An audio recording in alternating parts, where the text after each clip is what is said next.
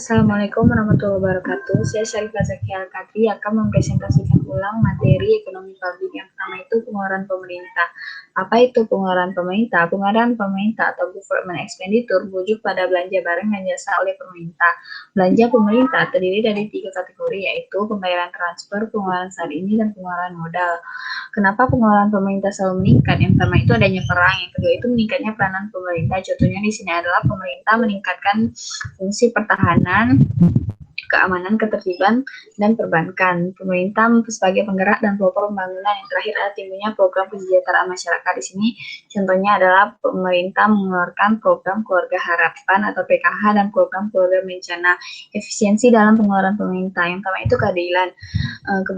Kebijakan pemerintah haruslah berakibat tidak berat sebelah. Contohnya di sini adalah subsidi untuk masyarakat miskin dan pajak untuk masyarakat golongan kaya. Kedua itu efisiensi ekonomi. Kebijakan pemerintah haruslah memiliki dampak ekonomi untuk mensejahterakan masyarakat. Yang tiga itu kebapakan. Pengeluaran pemerintah harus memiliki tujuan yang jelas. Yang keempat itu kebebasan perorangan. Pemerintah harus menekan sekecil mungkin kebebasan perorangan. Penggolongan pengeluaran pemerintah. Yang pertama itu pengeluaran yang self-liquidating. Ini merupakan pengeluaran yang akan mendapatkan pendapatan kembali dari masyarakat. Contohnya itu barang-barang ekspor. Yang kedua itu pengeluaran yang reproduktif. Ini merupakan keuntungan ekonomis bagi masyarakat. Contohnya di sini adalah pemerintah meningkatkan sektor jasa layanan masyarakat. Maka jika layanan masyarakat menaik, pendapatan masyarakat akan naik dan pajak juga akan diterima oleh pemerintah. Yang kedua itu yang tiga itu pengeluaran yang tidak self-liquidating dan tidak pula reproduktif. Ini merupakan untuk kesejahteraan masyarakat. Contohnya itu pembuatan taman rekreasi, pembuatan monumen, dan lain-lain. Pengeluaran yang tidak produktif dan bersifat pemborosan. Contohnya di sini adalah pengeluaran pada saat terjadinya perang. Yang kelima itu pengeluaran yang merupakan peringatan untuk masa yang akan datang. Contohnya ini adalah pengeluaran untuk anak-anak yatim. Kebijakan subsidi merupakan disebut sebagai pajak yang negatif. Ini merupakan pengeluaran pemerintah dapat bentuk transfer atau subsidi. Contoh subsidi adalah subsidi bahan bakar minyak, subsidi listrik, dan subsidi tabung. Penerimaan pemerintah. Apa itu penerimaan pemerintah? Dapat pula disebut dengan pendapatan negara adalah semua penerimaan yang berasal dari penerimaan perpajakan, penerimaan negara bukan pajak, dan penerimaan hibah dari dalam dan luar negeri. Pajak adalah kontribusi wajib kepada negara yang terutang oleh pribadi atau badan yang bersifat memaksa berdasarkan undang-undang dan tidak mendapat imbalan secara langsung dan digunakan untuk keperluan negara bagi sebesar-besarnya kemakmuran rakyat. Ini diatur dalam Undang-Undang Nomor 6 Tahun 1983. Jenis-jenis penerimaan perpajakan ini merupakan yang pertama pajak penghasilan. Ini dirasakan oleh masyarakat yang mendapatkan pengeluaran lebih untuk membayar pengeluaran pemerintah. Yang kedua itu pajak pertambahan nilai. Ini dirasakan oleh pelaku usaha dan masyarakat yang biasanya pajak PPN 10%. Yang ketiga itu pajak penjualan atas barang mewah. Ini merupakan kebutuhan tersier dan dirasakan oleh masyarakat khusus. Biaya matra ini merupakan pemanfaatan dokumen. Jenis-jenis penerimaan bukan pajak. Yang pertama itu pengelolaan dana, pemanfaatan sumber daya alam, denda administrasi, hibah, dan pengelolaan kekayaan negara yang dipisahkan. Fungsi pajak. Yang pertama itu fungsi budgetir. Ini merupakan alat untuk mengumpulkan dana untuk membiayai kegiatan-kegiatan pemerintah. Pertama itu kegiatan rutin, contohnya itu kegiatan sosial dari pemerintah. Yang kedua itu sebagai alat pengatur. Ini merupakan alat pengatur perekonomian, kegiatan mengawasi kegiatan-kegiatan swasta dalam perekonomian. Yang tiga itu sebagai alat pemerataan. Pajak membuka lapangan pekerjaan sehingga pendapatan masyarakat itu merata. Yang keempat itu sebagai alat penjaga stabilitas ekonomi. Ini merupakan untuk mengatasi deflasi dan inflasi. Prinsip-prinsip pajak. Yang pertama itu prinsip kesamaan. Beban pajak harus sesuai dengan kemampuan relatif dari setiap wajib pajak. Prinsip kepastian ini pajak harusnya tegas, jelas, dan pasti sehingga mudah mengerti oleh masyarakat. Yang tiga itu prinsip kecocokan. Pajak seharusnya tidak menekan bagi wajib pajak sehingga wajib pajak senang untuk membayarnya.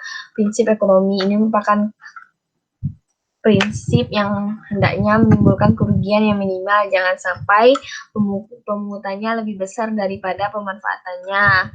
Yang kelima itu prinsip ketepatan, pajak harus dibayar tepat waktu.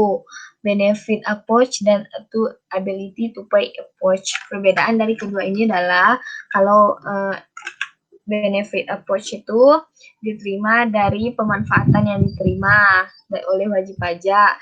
Kalau ability to pay approach itu berdasarkan kemampuan si wajib pajak. Dan konsep equal sacrifice. Yang pertama itu konsep pengorbanan secara absolut, konsep kesamaan pengorbanan proporsional, dan kesamaan pengorbanan batas. Golongan struktur pajak yang pertama itu pajak progresif. Ini merupakan semakin naiknya pendapatan maka semakin naiknya pula pajak yang diterima. Pajak proporsional ini merupakan semakin naiknya penerimaan pendapatan masyarakat maka tidak akan bertambahnya pajak tersebut. Pajak regresif merupakan semakin naiknya pendapatan masyarakat maka terjadi penurunan pajak. Pergeseran beban pajak yang pertama itu impact of taxation. Ini merupakan beban pajak terletak pada orang wajib pajak yang mengadakan perhitungan pembayaran dengan negara. Yang kedua itu the shifting of taxation. Ini merupakan pergeseran dari subjek pajak ke pihak lain. Yang ketiga itu incidence of taxation. Ini merupakan beban moneter dari pergeseran pajak tersebut dan tidak akan digeserkan lagi. Yang keempat itu effect of taxation. Ini konsekuensi ekonomi. Misalnya ada kesenjangan yang semakin melebar dalam distribusi pendapatan dalam arti real setelah pajak tersebut dikenakan. Pengaruh pajak pada perekonomian. Pengaruh pajak terhadap perekonomian yaitu sebagai keseluruhan berlangsung melalui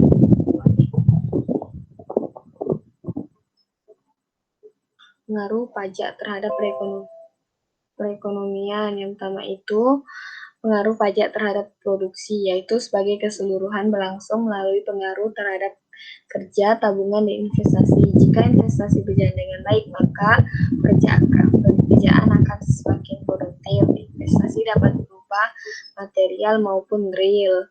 Pengaruh pajak terhadap komposisi produk yang pertama itu yaitu pajak dapat mengakibatkan adanya penyimpangan dan dalam penggunaan faktor produksi. Yang ketiga adalah pengaruh pajak terhadap distribusi pendapatan, yaitu kebijakan di Indonesia lebih banyak diterapkan untuk mengurangi kesenjangan distribusi pendapatan di masyarakat. Kebijakan fiskal dan moneter. Kebijakan fiskal adalah kebijakan ekonomi yang dilakukan oleh pemerintah untuk mengelola dan mengarahkan kondisi ekonomi ke arah yang baik atau lebih yang diinginkan. Kebijakan moneter adalah sebuah kebijakan yang dikeluarkan oleh bank sentral dalam bentuk pengaturan persediaan uang untuk mencapai tujuan tertentu. Tujuan utama dari kebijakan moneter adalah mencegah terjadinya peningkatan uang beredar secara berlebihan atau sangat kurang. Macam-macam kebijakan fiskal. Yang pertama itu pembiayaan fungsional. Ini bertujuan untuk mengatur dan mempertimbangkan pengeluaran pemerintah. Yang kedua itu pengelolaan anggaran. Ini bertujuan untuk mengatur pengeluaran pemerintah. Yang ketiga itu stabilisasi anggaran otomatis. Ini merupakan kebijakan yang mengatur segala pengeluaran pemerintah dengan pertimbangan manfaat dan besarnya biaya dari berbagai pengeluaran dan program-program pemerintah. Tujuannya di sini adalah penghematan anggaran pemerintah. Tujuan kebijakan fiskal mencapai stabilitas perekonomian, memacu dan mendorong terjadinya pertumbuhan ekonomi, memperluas dan menciptakan lapangan kerja, menciptakan terwujudnya keadilan sosial bagi masyarakat, mewujudkan pendistribusian dan pemerataan pendapatan, dan mencegah pengangguran dan menstabilkan harga. Komponen penyusunan kebijakan fiskal ada dua, yaitu pajak atau pendapatan negara dan pengeluaran negara atau APBN. Komponen penyusun kebijakan moneter yang pertama itu kebijakan operasi pasar terbuka, kebijakan diskonto, kebijakan cadangan kas, kebijakan kredit ketat, dan kebijakan dorongan moral. Sekian, terima kasih. Wassalamualaikum.